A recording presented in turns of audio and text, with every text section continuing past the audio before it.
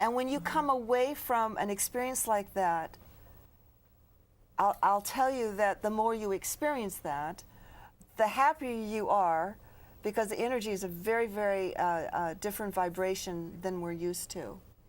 I don't know if you've ever been to a holy place where the vibration is very, very high, and when you leave, you take it with you. But I know what you're talking about. It doesn't even have to be a holy place, because I still have this picture of this beautiful lake in Canada, Well, and it was like turquoise, yeah. and I said to myself, I'm having a spiritual experience, because it was such a beautiful, nature does that to me, you know, beautiful music, if I hear a beautiful aria or something. Whatever's touching your heart, you're taking it with you.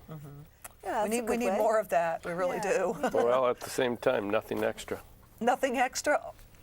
No. Are you sure? Got it? I like that little extra in there. I don't know about the extra. I'm going to have to work on that one. Now, this was a good question. Badeish came up with this one because I think this relates to what we're talking about. What are the greatest qualities of being human? Authenticity. Authenticity, yeah. Being authentic. We are so this society, we are so image-oriented, and you were right, image-oriented, really. I mean, we are,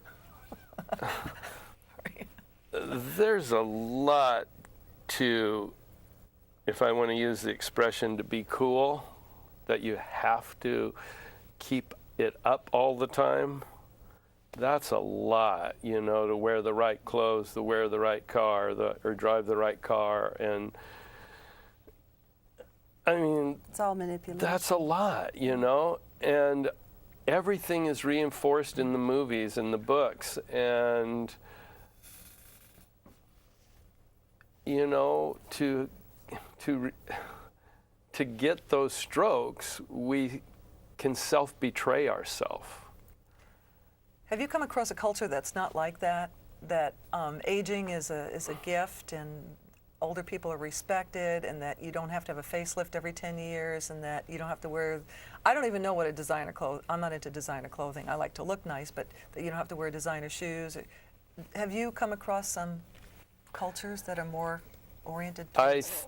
Like when I've been in Thailand with the, especially the tribes people and the hill, or they're actually the hill people they're called, but they're tribes.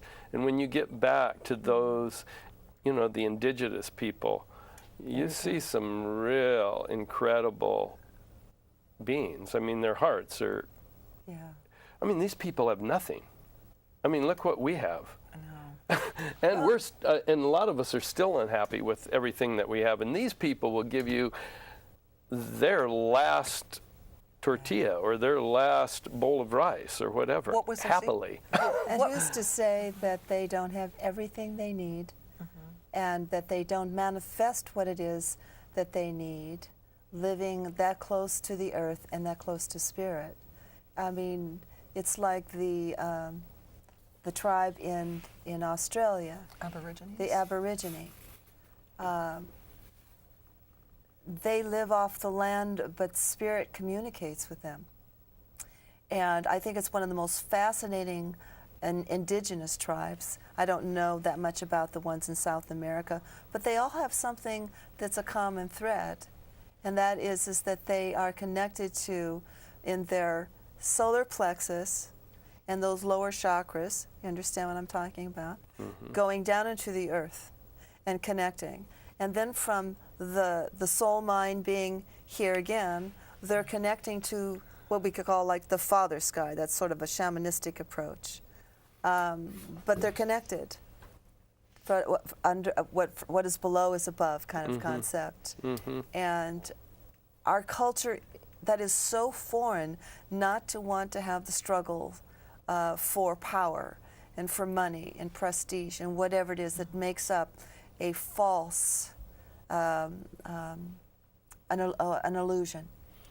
And fragile too. It's very fragile because it can disappear that fast. And it has been disappearing. Yeah. We'll have to start see, that. Here's a little turn of it, is let's not make our culture wrong, because, you know, this is the adornment is of where where we are. we're living, you know.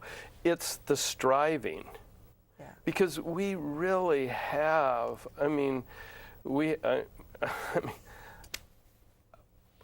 I've just had really a wonderful parents.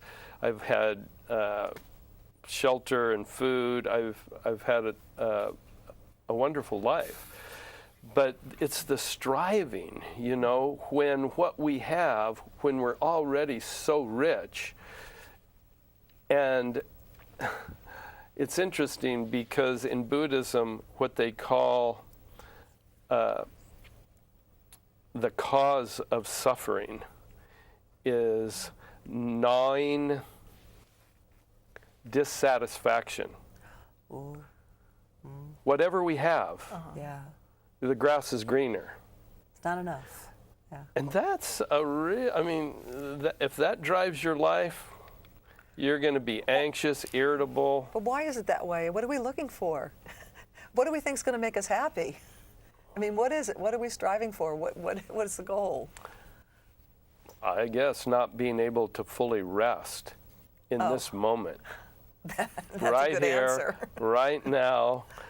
So is that, well, our next question was, Thank God there's fishing. This fishing, yeah. Wait a minute. I mean, explain that. I just thought, you know, when I actually saw people, you know, I mean, my dad's a fisherman. I mean, to go get to be with my dad every once in a while. Let's go fishing, okay? And it's like a natural meditation. Well, it is. You would see on the stores, It's you know, more they than close that. the store, Yeah. it says gone fishing. Exactly. That's probably where it comes from.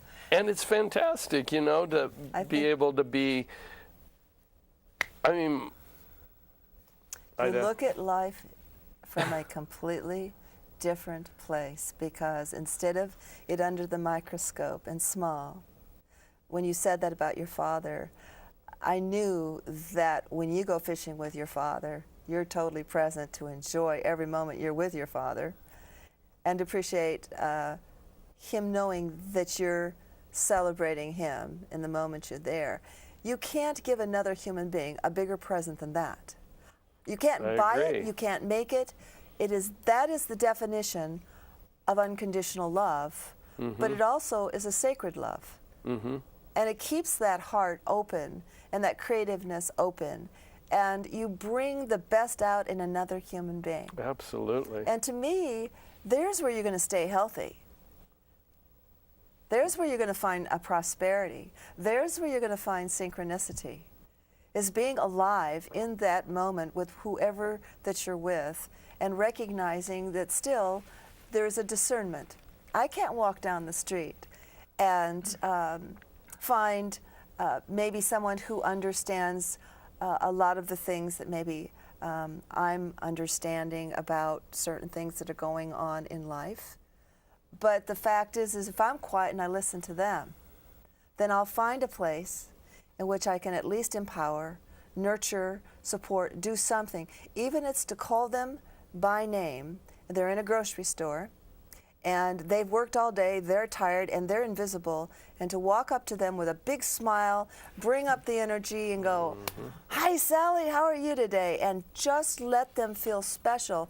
You've done something. I mean, to me, that's what we're talking about, being in the moment. I'm trying to help the audience understand what it means to be in the moment. You're at the gas station, you're in a grocery store, you've picked up your child at school, and there's a little kid sitting over there that's been waiting and waiting and waiting, that something could be said, something, you know, there's where that creative mind gets into, how can I make a difference? That's what we're talking about. You know what's so nice about that, too, is when you do that, they pass it on, usually. So it's a nice thing that keeps going. You smile at somebody, they feel good that day, and they start, their energy shifts, and then they do it to somebody like else. laughter. I don't know if you're interested in what I think, but I think one of the reasons people keep striving and trying to attain is because a lot of people don't know what their purpose is. Like, some people, they're born and I'm going to be a concert pianist, and they just flow into that, and it's a spiritual thing, and they're happy, or I'm going to be a singer, or I'm going to help animals, or I'm going to go and help children, and they find a purpose that they identify with. But I think a lot of people never find that purpose.